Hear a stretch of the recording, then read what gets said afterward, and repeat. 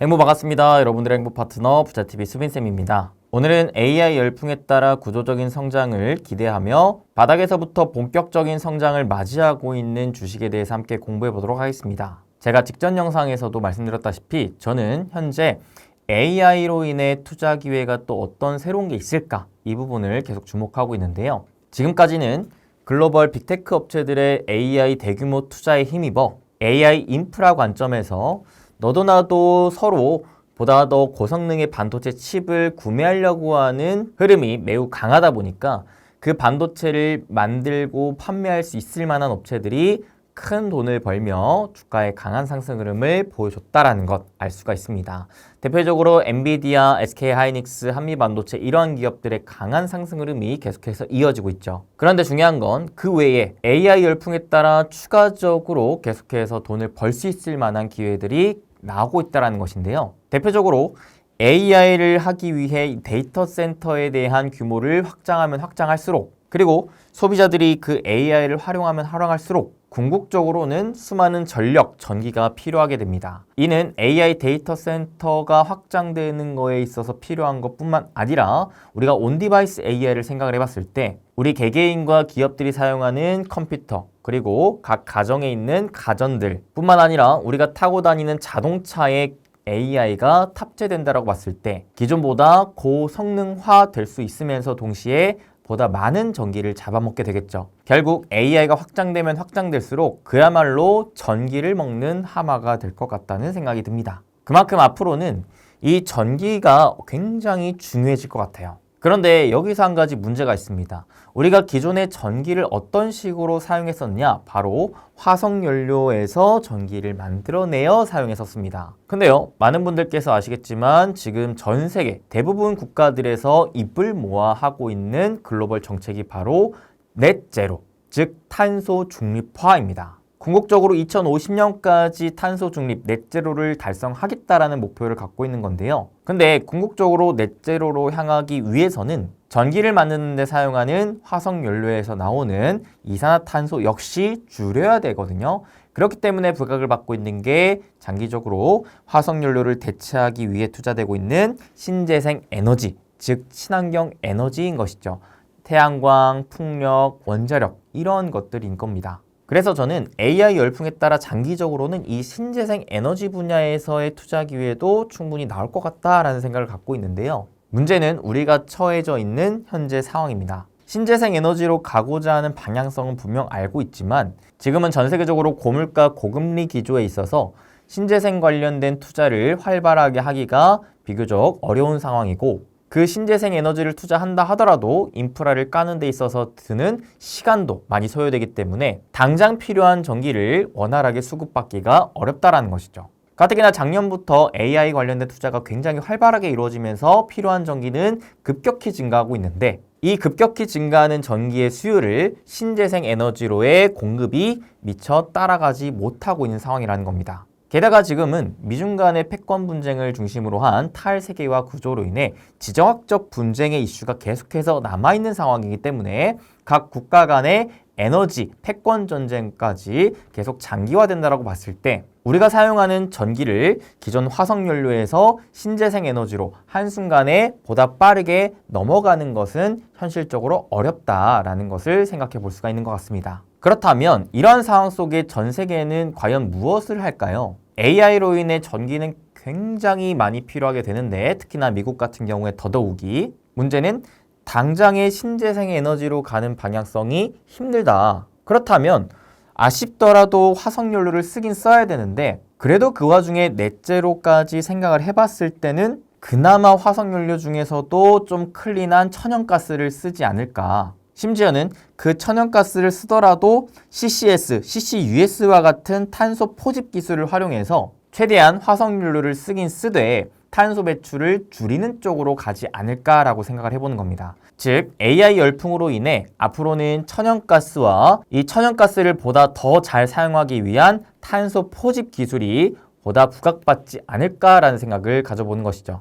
확실히 이 천연가스 발전이 신재생 에너지의 간헐성을 보완하면서도 신규 장거리 송정망의 필요성이 낮기에 적치성 측면에서 굉장히 유리하기 때문입니다. 그래서 직전 영상에서는 이렇게 AI 수혜를 기대할 수 있는 천연가스 관련주 중에서도 굉장히 싸고 배당도 많이 주는 주식을 같이 공부해 봤었던 것이니까 해당 영상 못 보신 분들은 한번 보시고요. 오늘 제가 같이 또 공부하기 위해 가져온 종목은요. 바로 이 탄소 포집 쪽입니다. 앞서 천연가스를 공부했으니까 짝꿍으로 같이 갈 만한 탄소 포집도 공부해 볼 필요가 있겠죠? 대표적으로 CCS, CCUS라고 불리우는 이 탄소 포집은 가령 화석연료를 통해 전기를 만든다고 봤을 때 그 과정에 배출되는 이산화탄소, 즉 CO2에서 C, 탄소만 잡아가지고 저장하는 기술이라 보시면 됩니다. 탄소 C만 뚝 떼가지고 포획해서 지구로부터 쭉 멀리 떨어져 있는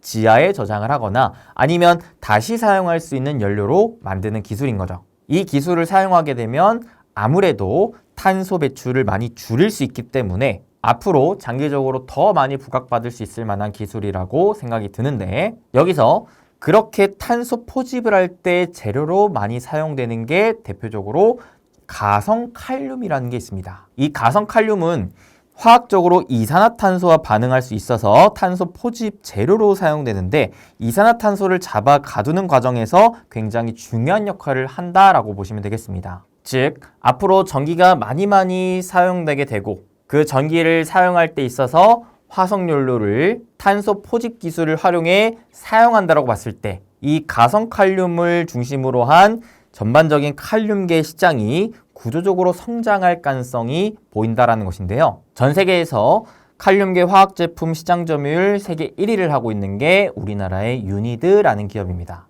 그래서 오늘 이 기업에 대해서 같이 공부를 할까 합니다. 유니드는 글로벌 시장 점유율 약 33%로 가성칼륨 및 탄산칼륨 제조업체라고 보시면 되겠는데요. 기본적으로 시장 점유율 1등에다가 중요한 이 가성칼륨 같은 경우에는 특히 지역별로 봤을 때에도 독과점적 시장 구조를 가져가고 있는지라 원재료 가격이 상승하게 되면 이 판매 가격도 같이 동반 상승시켜서 더 비싸게 팔 수 있을 만한 구조가 잡히게 되는 강력한 시장 지배력을 가진 기업이라고 보시면 되겠습니다. 그래서 이런 기업들의 특징은 원재료 가격이 오르면 오를수록 판매 가격을 그에 맞춰서 올리면서 실적의 성장을 안정적으로 가져갈 수 있다라는 특징을 갖고 있거든요.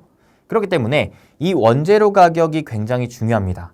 원재료 가격이 오르면 오를수록 실적이 앞으로 더 오를 것을 기대할 수가 있겠죠. 근데 문제는 이 원재료인 염화칼륨 가격이 22년 하반기 톤당 937달러 정도 수준에서 23년 상반기에는 561달러로 그 다음에 23년 하반기에는 거의 300달러 정도 수준으로 뚝뚝뚝뚝 떨어졌던 겁니다. 이렇게 원재료 가격이 떨어짐에 따라 실적도 많이 악화됐었던 게 바로 유니드였는데 근데 제가 이 기업을 작년 10월경 여러분들과 한번 같이 공부했던 적이 있었거든요. 그때 말씀드렸던 게 이 원재료 가격 하락이 어느 정도는 거의 바닥에 처해져 있다. 그러면서 동시에 지금의 지정학적 리스크 요인들과 앞으로의 이 탄소 포집에 대한 영향 정도를 봤을 때 실적이 슬슬 바닥을 잡고 턴어라운드, 실적 개선에 대한 움직임을 기대할 수 있을 것 같으니 장기적인 호흡으로 주목해 볼 만한 바닥주인 것 같다라는 식으로 얘기를 했었고